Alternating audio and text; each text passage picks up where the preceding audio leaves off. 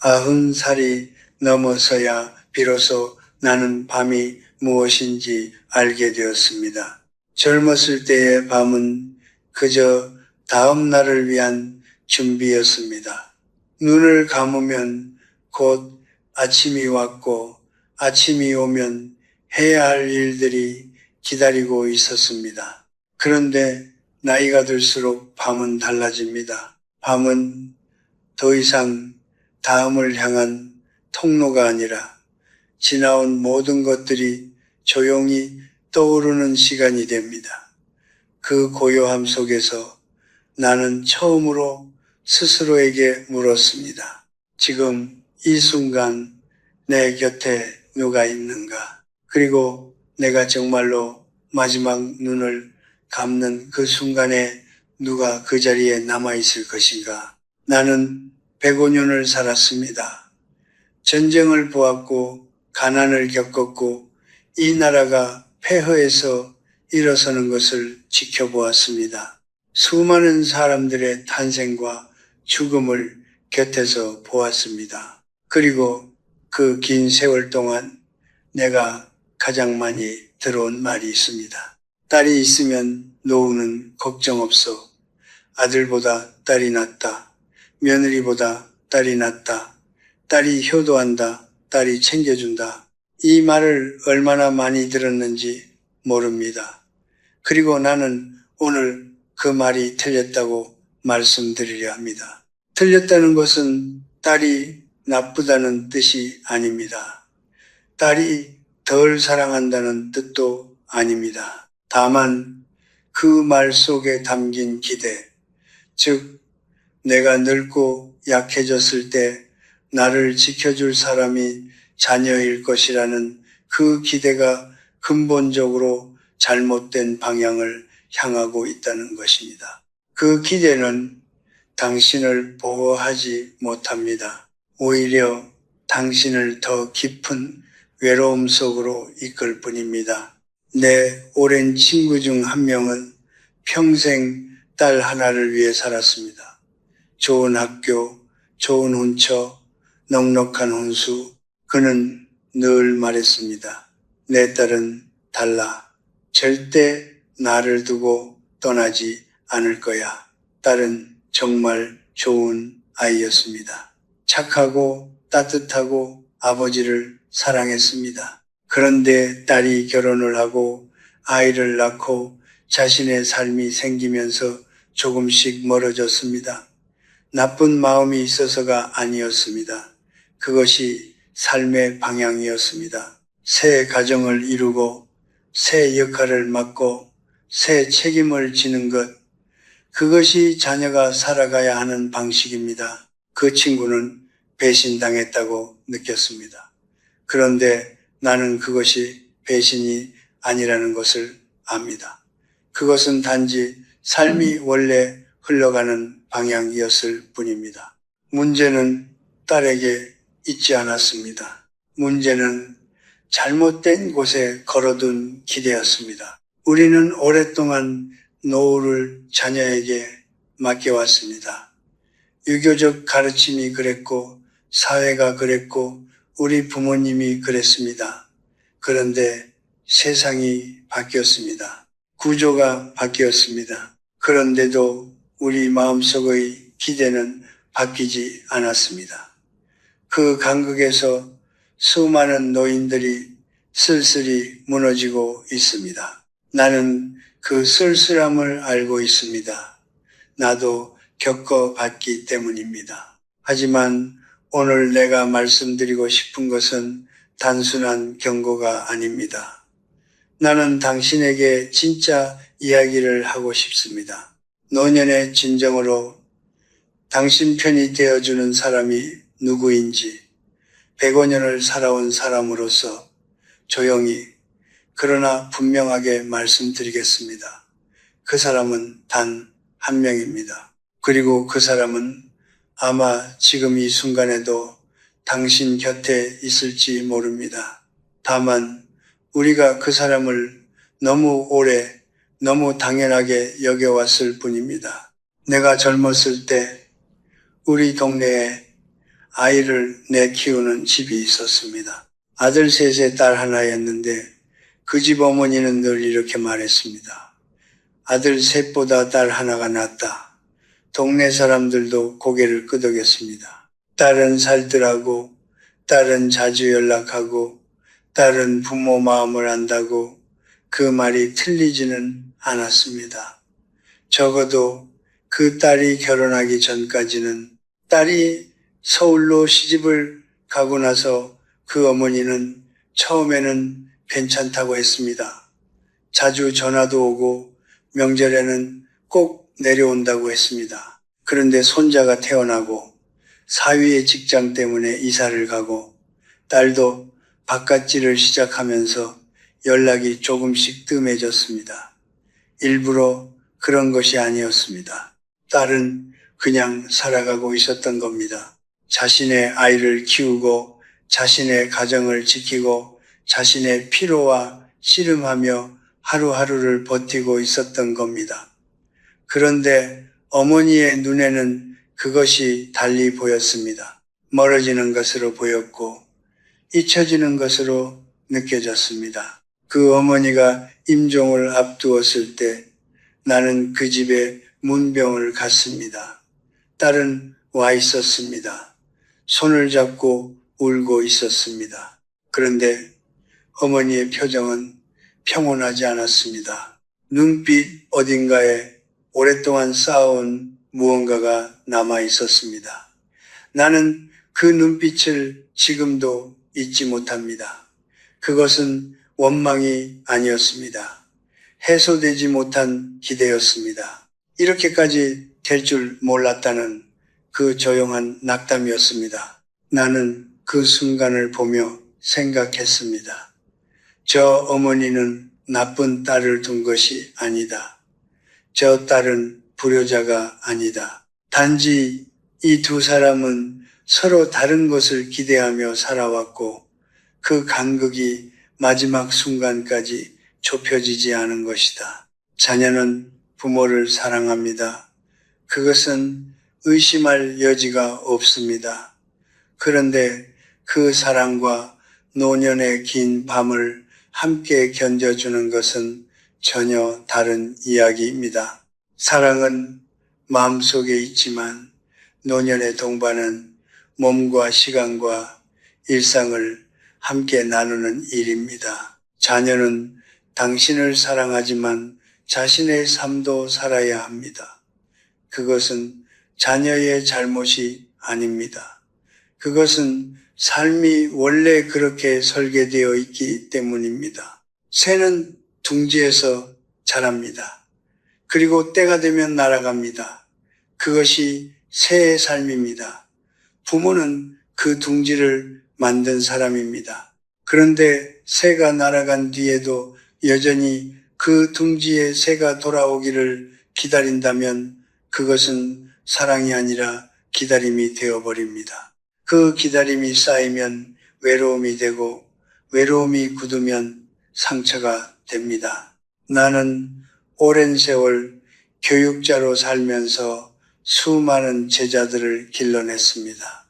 그들이 훌륭하게 자신의 길을 걷는 것을 볼 때 나는 기쁩니다. 하지만 그들이 내 노년을 책임져야 한다고 생각한 적은 한 번도 없습니다. 자녀도 마찬가지입니다. 자녀를 훌륭하게 키웠다면 그것으로 이미 당신은 다 한 겁니다. 그 이후의 삶은 당신 것입니다. 그렇다면 질문은 하나로 모입니다. 자녀가 아니라면 도대체 누가 내 편인가? 나는 이 질문에 오랫동안 답을 찾아 헤맸습니다. 그리고 90이 넘은 어느 새벽 아내가 조용히 내 손을 잡아주던 그 순간에 비로소 알았습니다. 답은 아주 오래전부터 내 곁에 있었습니다. 다만 나는 그것을 너무 오래 당연하게 여겨왔을 뿐입니다. 사람들은 흔히 이렇게 묻습니다. 왜 자녀는 부모를 사랑하면서도 곁에 있어주지 못하는가? 그리고 그 질문 속에는 언제나 은근한 원망이 섞여 있습니다. 사랑한다면서 왜 전화 한 통이 그렇게 어렵냐고. 사랑한다면서 왜 명절에도 얼굴 보기가 이렇게 힘드냐고. 나는 그 원망을 이해합니다. 하지만 나는 또한 압니다. 그 원망이 향하는 방향이 잘못되었다는 것을. 사랑에는 두 가지 종류가 있습니다. 하나는 태어나면서부터 주어지는 사랑입니다. 부모와 자녀 사이의 사랑이 그렇습니다. 이 사랑은 선택이 아닙니다. 핏줄로 연결된 것이고 의무와 정서가 함께 얽힌 것입니다. 진심이 없다는 말이 아닙니다. 분명히 진심입니다. 그러나 이 사랑은 본질적으로 역할에 기반합니다. 자녀이기 때문에 사랑하고 부모이기 때문에 책임을 느끼는 것입니다. 그리고 역할은 시간이 지나면서 변합니다. 자녀가 새로운 역할을 맡게 되면, 즉 누군가의 배우자가 되고 누군가의 부모가 되면 그 새로운 역할이 삶의 중심으로 이동합니다. 그것은 배신이 아닙니다. 그것은 성장입니다. 다른 하나는 선택으로 이루어진 사랑입니다. 수많은 사람들 중에서 단 한 사람을 골라 그 사람과 함께 살겠다고 결심한 것입니다. 이 사랑은 처음에는 설렘으로 시작하지만 세월이 지나면서 전혀 다른 무언가로 변해갑니다. 설렘은 사라지고 그 자리에 습관이 들어서고 습관이 쌓이면 역사가 됩니다. 두 사람만이 공유하는 기억, 두 사람만이 아는 상처, 두 사람만이 나눈 침묵, 그것이 진정한 동반의 본질입니다. 나는 오래전 어느 철학자의 글에서 이런 구절을 읽은 적이 있습니다. 사랑은 상대방을 바라보는 것이 아니라 두 사람이 함께 같은 방향을 바라보는 것이라고. 나는 그 말이 젊었을 때는 잘 이해되지 않았습니다. 그런데 나이가 들수록, 그리고 아내와 함께 수십 년을 살아오면서 그 말의 깊이를 조금씩 알게 되었습니다. 자녀와의 사랑은 내가 그 아이를 바라보는 것입니다. 그런데 배우자와의 사랑은 함께 같은 곳을 바라보는 것입니다. 같은 아침을 맞이하고 같은 저녁을 보내고 같은 계절을 견뎌내는 것입니다. 자녀는 당신의 삶에서 피어난 꽃입니다. 아름답고 소중하고 그 존재만으로도 당신의 삶을 빛나게 만듭니다. 그러나 꽃은 피고 집니다. 그리고 꽃이 진 자리에도 여전히 남아있는 것이 있습니다. 뿌리입니다. 같은 땅을 딛고 같은 바람을 맞으며 함께 뿌리를 내린 나무, 그것이 배우자입니다. 자녀는 당신의 가지에서 피어난 꽃이지만 배우자는 당신과 같은 뿌리를 나눈 나무입니다. 동양의 전통 사회는 오랫동안 자녀에게 노후를 기대하도록 가르쳤습니다. 효도는 미덕이었고 자녀가 부모를 모시는 것은 당연한 도리였습니다. 나는 그 가르침이 나쁘다고 말하는 것이 아닙니다. 하지만 그 가르침이 설계된 세상과 지금 우리가 사는 세상은 근본적으로 다릅니다.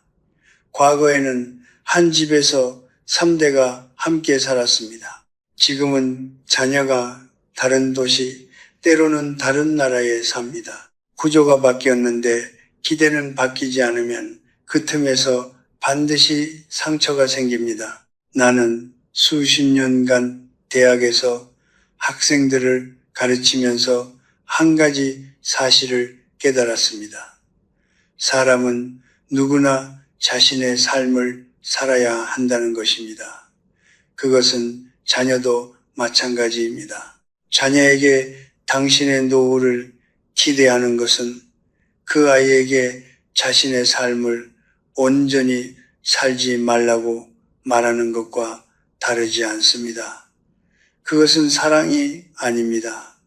그것은 부담입니다. 진정으로 자녀를 사랑한다면 그 아이가 자신의 삶을 자유롭게 살도록 놓아주어야 합니다. 그리고 당신은 당신의 삶을 살아야 합니다. 그 삶 속에서 진정한 동반자를 찾아야 합니다. 그 동반자는 자녀가 아닙니다. 자녀는 당신이 세상에 내보낸 존재입니다. 당신의 동반자는 당신이 세상을 함께 건너온 존재입니다. 그 두 가지는 근본적으로 다릅니다. 나는 오래전부터 사람과의 관계에서 한 가지 원칙을 지켜왔습니다. 나는 그것을 고슴도치의 법칙이라고 부릅니다. 고슴도치는 혼자 있을 때는 괜찮습니다. 그런데 추운 겨울 따뜻함이 필요해서 서로에게 가까이 다가가면 가시에 찔립니다. 너무 멀리 있으면 춥고 너무 가까이 있으면 아픕니다. 그래서 고슴도치는 서로 상처 입히지 않으면서도 온기를 나눌 수 있는 적당한 거리를 찾아야 합니다. 사람과 사람 사이도 마찬가지입니다. 지나치게 가까워지면 반드시 상처가 생깁니다. 아무리 좋은 사람이라도, 아무리 사랑하는 사이라도 너무 깊이 파고들면 서로의 가시가 드러납니다. 나는 평생 이 원칙을 지키며 살았습니다. 친구에게도, 제자에게도, 이웃에게도 나는 언제나 따뜻하되 일정한 거리를 두었습니다. 그것이 관계를 오래 유지하는 방법이라는 것을 경험으로 알았기 때문입니다.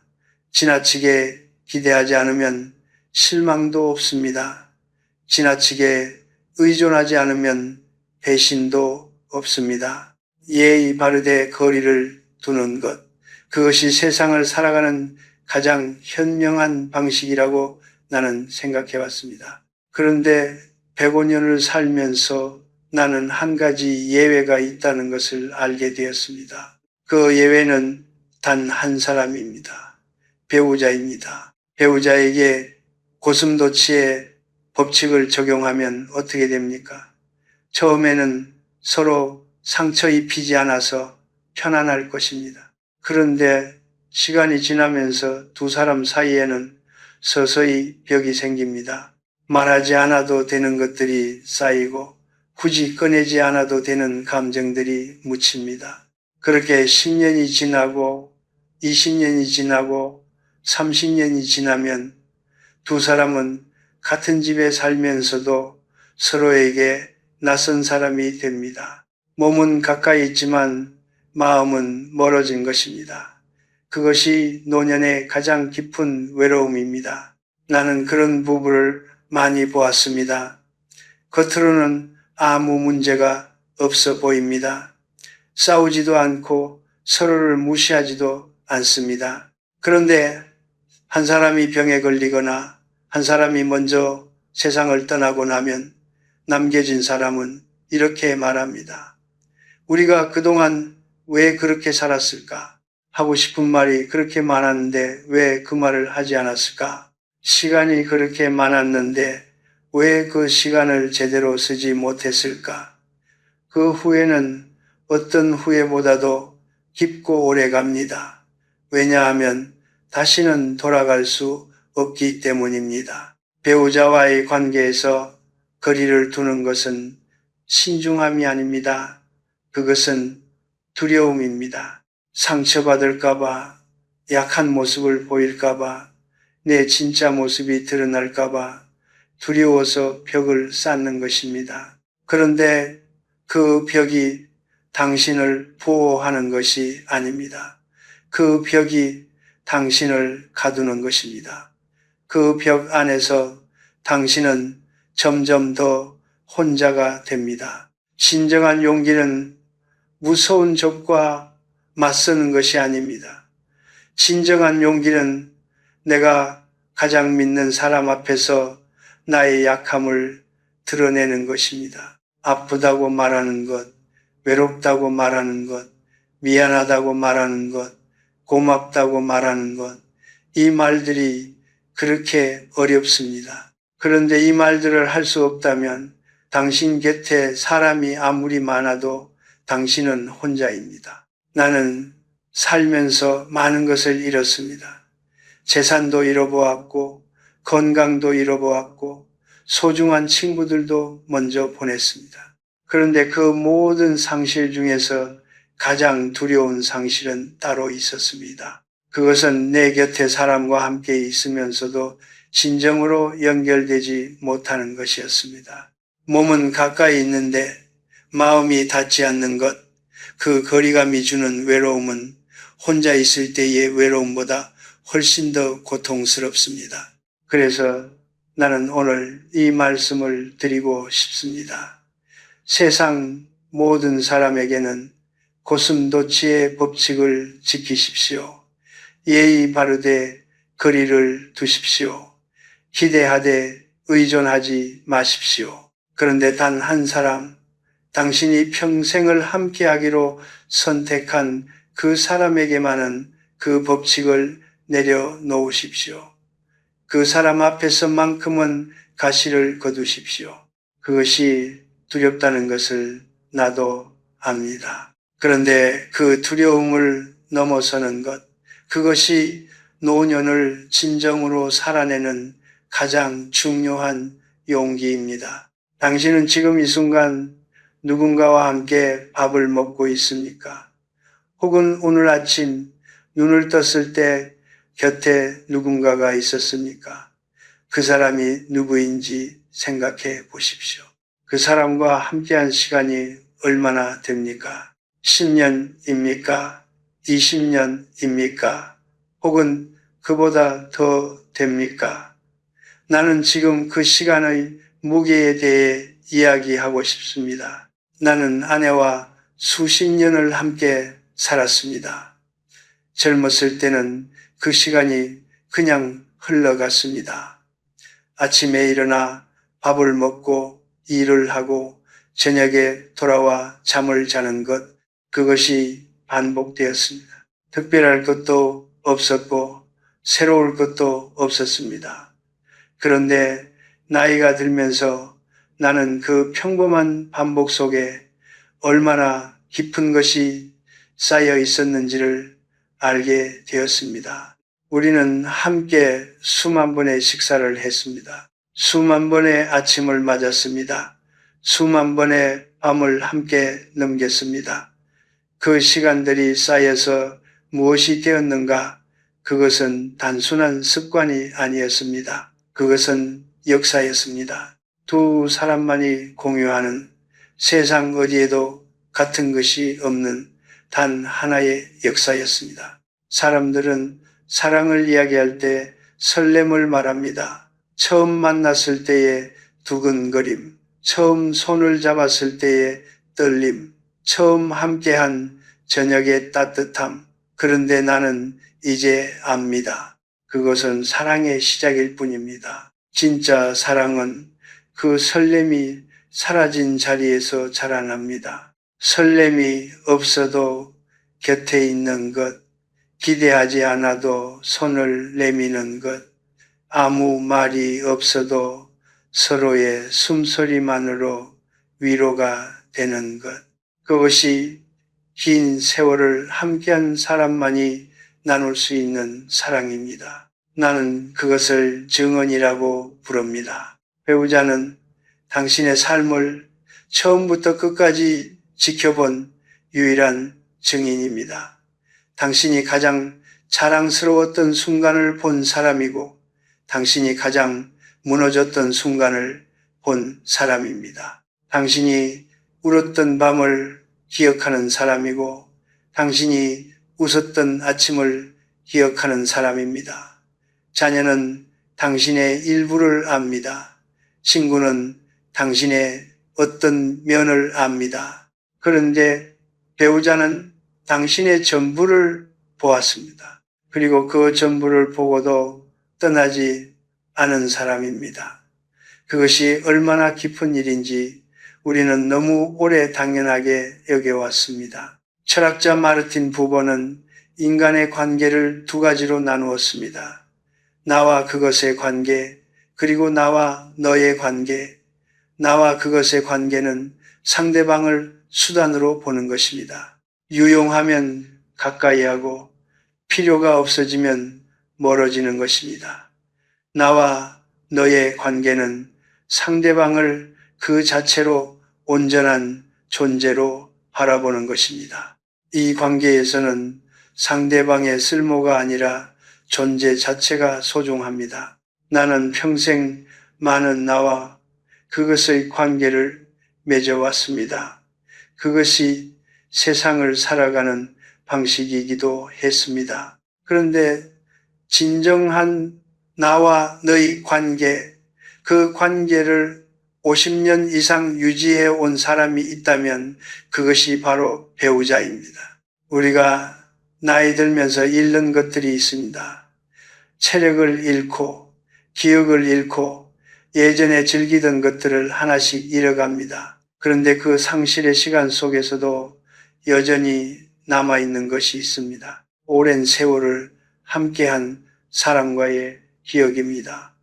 그 기억은 단순한 추억이 아닙니다. 그것은 내가 살아온 증거입니다. 내가 사랑했고, 내가 아팠고, 내가 웃었고, 내가 이 땅을 걸었다는 증거입니다. 그리고 그 증거를 함께 가진 사람이 곁에 있다는 것은 내가 아직 이 세상과 연결되어 있다는 것을 의미합니다. 나는 90이 넘어 아내의 손을 잡을 때마다 생각했습니다. 이 손이 나를 얼마나 많이 살려냈는가. 말 한마디 없이도 이 손 하나가 나에게 전해준 것이 얼마나 많은가. 힘들 때 등을 두드려준 손, 내가 틀렸을 때 조용히 잡아준 손, 새벽에 내가 잠 못 이룰 때 그냥 옆에 있어준 손, 그 손이 전해준 것은 말로 설명할 수 없습니다. 그런데 그것이 있었기에 나는 지금까지 걸어올 수 있었습니다. 세상은 화려한 것을 사랑이라고 부릅니다. 비싼 선물, 큰 이벤트, 뜨거운 고백. 그런데 나는 105년을 살면서 알게 되었습니다. 가장 깊은 사랑은 언제나 조용합니다. 아무 말 없이 곁에 있는 것, 아무것도 요구하지 않고 그냥 함께 숨 쉬는 것, 그것이 오랜 세월을 함께한 두 사람 사이에서만 가능한 일입니다. 그리고 그것이 노년의 가장 큰 재산입니다. 어떤 돈으로도 어떤 자녀의 효도로도 살 수 없는 것입니다. 당신 곁에 그 사람이 있다면 오늘 그 손을 한번 잡아보십시오. 아무 말 하지 않아도 됩니다. 그냥 잡으면 됩니다. 그것으로 충분합니다. 나는 지금까지 많은 이야기를 했습니다. 자녀에 대한 기대, 배우자의 소중함, 오랜 세월이 쌓아온 사랑의 깊이에 대해. 그런데 이 모든 이야기가 아무리 아름다워도 실제 삶에서 아무것도 바뀌지 않는다면 그것은 그냥 말로 끝납니다. 나는 말만 하는 사람을 신뢰하지 않습니다. 105년을 살아오면서 나는 언제나 작은 행동 하나가 긴 연설보다 더 많은 것을 바꾼다는 것을 보아왔습니다. 그래서 지금부터는 구체적인 이야기를 하겠습니다. 내가 아는 한 부부가 있었습니다. 두 사람은 40년 넘게 함께 살았는데 어느 날 남편이 나에게 찾아와 이렇게 말했습니다. 교수님, 저는 아내와 한 지붕 아래 살지만 요즘 들어 아내가 낯설게 느껴집니다. 무슨 말을 해야 할지 모르겠고 어떻게 대해야 할지도 모르겠습니다. 그 말을 들으면서 나는 속으로 생각했습니다. 이 사람은 아내를 잃은 것이 아니다. 아내와의 대화를 잃은 것이다. 습관을 잃은 것이다. 나는 그에게 물었습니다. 마지막으로 아내에게 오늘 어땠어요? 라고 물어본 것이 언제입니까? 그는 한참을 생각하다가 대답하지 못했습니다. 기억이 나지 않는다고 했습니다. 관계는 갑자기 멀어지지 않습니다. 매일 조금씩, 아주 조금씩 멀어집니다. 오늘 하지 않은 말 한마디, 오늘 건네지 않은 눈빛 하나, 오늘 잡지 않은 손 하나, 이것들이 쌓여서 거리가 됩니다. 그리고 그 거리가 굳어지면 나중에는 아무리 가까이 다가가려 해도 어색함이 먼저 옵니다. 그래서 기다리면 안 됩니다. 나중에 하면 된다고 미루면 안 됩니다. 관계는 미룰수록 회복하기가 어려워집니다. 그렇다면 무엇을 해야 합니까? 나는 거창한 것을 말하려는 것이 아닙니다. 아주 작은 것들을 말하려 합니다. 아침에 눈을 뜨면 먼저 옆 사람의 얼굴을 보십시오. 밥을 먹을 때 같은 식탁에 앉으십시오. 텔레비전을 보더라도 같은 방에서 함께 보십시오. 잠들기 전에 오늘 하루 어땠는지 딱 한마디라도 나누십시오. 이것들이 작아 보입니까? 그런데 이 작은 것들이 매일 쌓이면 10년 뒤에는 아무도 흉내낼 수 없는 두 사람만의 세계가 됩니다. 나는 또 다른 부부를 알고 있었습니다. 남편은 말이 없는 사람이었고 아내는 감정 표현이 서툰 사람이었습니다. 두 사람은 평생 큰 싸움 한 번 없이 살았지만 큰 대화도 없이 살았습니다. 남편이 먼저 세상을 떠났을 때 아내는 장례식 내내 울지 않았습니다. 그런데 사흘 뒤 아침에 혼자 밥을 차리다가 그 자리에 주저앉아 한참을 울었다고 합니다. 밥상에 수저를 2개 놓았다가 이제 하나만 놓아야 한다는 것을 깨달은 순간이었다고 했습니다. 그 수저 하나의 무게가 얼마나 무거웠을지 나는 그 이야기를 들으면서 가슴이 먹먹했습니다. 우리는 함께 있을 때 그 사람의 소중함을 잘 모릅니다. 공기가 있을 때 공기의 소중함을 모르는 것처럼, 그런데 없어지고 나면 그때서야 알게 됩니다. 그리고 그 깨달음은 언제나 너무 늦습니다. 나는 당신이 그 후회를 하지 않았으면 합니다. 그래서 지금 아직 늦지 않은 지금 이 말을 드리는 것입니다. 배우자와의 관계를 다시 시작하는데 특별한 계기가 필요하지 않습니다. 오늘 저녁 식사를 함께 하는 것으로 충분합니다. 오늘 잠들기 전에 고맙다는 말 한마디를 건네는 것으로 충분합니다. 오늘 산책을 나가면서 손을 한번 잡는 것으로 충분합니다.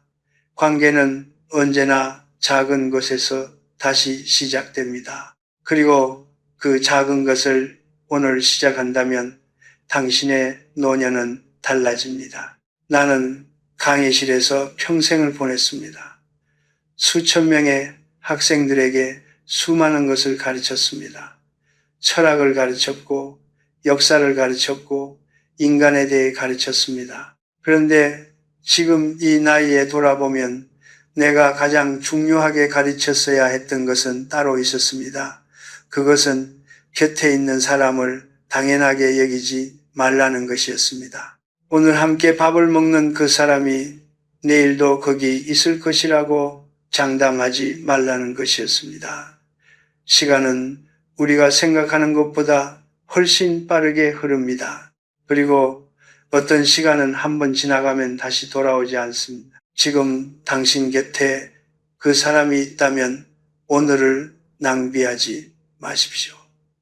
완벽한 말이 필요하지 않습니다. 완벽한 순간이 필요하지 않습니다. 그냥 오늘 그 사람 곁에 조금 더 가까이 앉으십시오. 그것이 시작입니다. 나는 오늘 해가 지는 것을 보았습니다. 창가에 앉아 하늘이 천천히 붉어지는 것을 바라보았습니다. 젊었을 때는 노을을 볼 여유가 없었습니다. 항상 다음 일이 기다리고 있었고 항상 어딘가를 향해 달려가고 있었습니다. 그런데 이 나이가 되니 노을이 보입니다. 그리고 노을을 보면서 나는 생각합니다. 하루가 끝나는 것이 이렇게 아름다울 수 있구나. 마무리가 이렇게 조용하고 따뜻할 수 있구나. 인생도 그렇습니다. 잘 마무리된 삶은 화려하지 않습니다.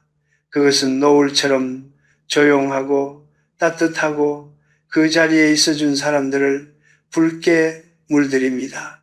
나는 오늘 여러 이야기를 했습니다. 자녀에 대한 이야기, 배우자에 대한 이야기, 관계와 사랑과 시간에 대한 이야기, 그 모든 이야기의 끝에서 내가 말하고 싶은 것은 하나입니다. 당신이 지금 가진 것을 보십시오. 아직 잃지 않은 것을 보십시오. 그리고 그것에 감사하십시오. 우리는 너무 자주 없는 것을 봅니다. 자녀가 자주 연락하지 않는다는 것, 몸이 예전 같지 않다는 것, 세상이 내 편이 아닌 것 같다는 것, 그 없는 것들에 집중하다 보면 있는 것들이 보이지 않게 됩니다. 그리고 있는 것들이 보이지 않으면 우리는 가진 것이 없다고 느낍니다. 그런데 사실은 그렇지 않습니다. 당신 곁에 지금도 함께 숨쉬고 있는 사람이 있다면 그것이 세상에서 가장 큰 재산입니다. 그 사람이 화려하지 않아도 됩니다. 그 사람이 특별한 말을 잘 하지 못해도 됩니다. 그 사람이 가끔 당신을 서운하게 해도 됩니다. 그럼에도 불구하고 오늘도 같은 지붕 아래 있다는 것, 오늘도 같은 공기를 마시고 있다는 것, 그것이 얼마나 깊은 인연인지를 우리는 잊고 삽니다. 나는 살면서 많은 것을 배웠습니다.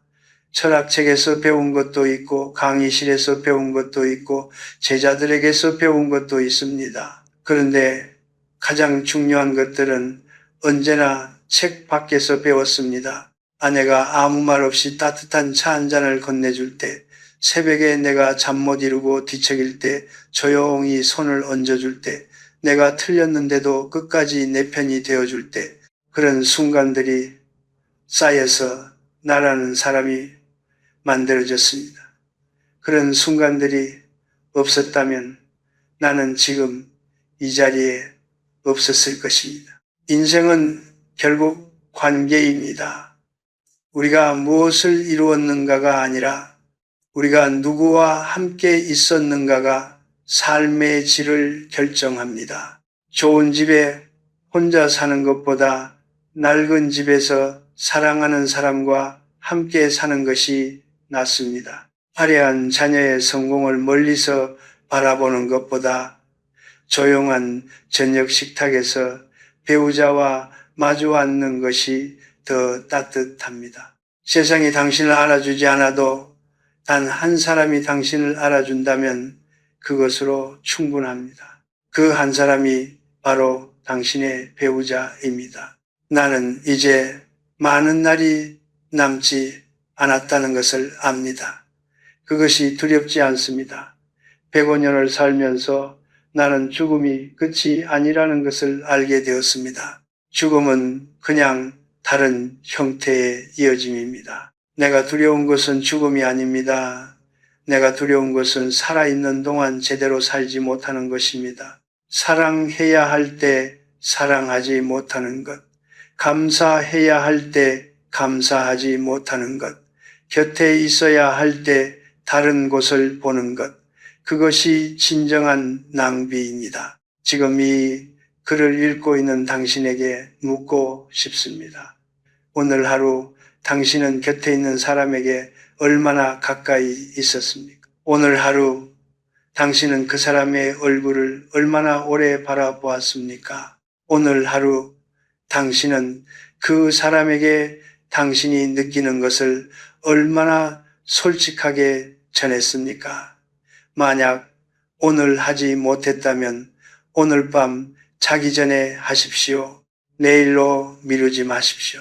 내일은 오늘과 같은 내일이 아닐 수도 있습니다. 딸이 낳았다, 아들이 낳았다, 며느리가 낳았다, 사위가 낳았다. 이 모든 말들은 결국 하나의 불안에서 나온 것입니다. 나이 들면 누가 나를 지켜줄 것인가? 라는 불안. 그런데 나는 오늘 그 불안에 답을 드렸습니다. 그 사람은 따로 있습니다. 그 사람은 지금 당신 곁에 있습니다. 그 사람은 어제도 당신 곁에 있었고 내일도 당신 곁에 있을 사람입니다. 그 사람을 더 늦기 전에 다시 발견하십시오. 그 사람을 더 늦기 전에 다시 사랑하십시오. 노을이 지고 나면 어둠이 옵니다. 그런데 어둠 속에서도 두 사람이 나란히 앉아 있다면 그 어둠은 무섭지 않습니다. 오히려 그 어둠은 조용하고 포근하고 충분합니다. 그것이 내가 105년을 살아오면서 알게 된 가장 단순하고 가장 깊은 진실입니다. 인생은 시끄러운 축제가 아닙니다. 인생은 조용한 동행입니다. 그 동행의 끝에서 당신 곁에 단 한 사람이 있다면 그것으로 당신의 삶은 충분히 아름다웠던 것입니다.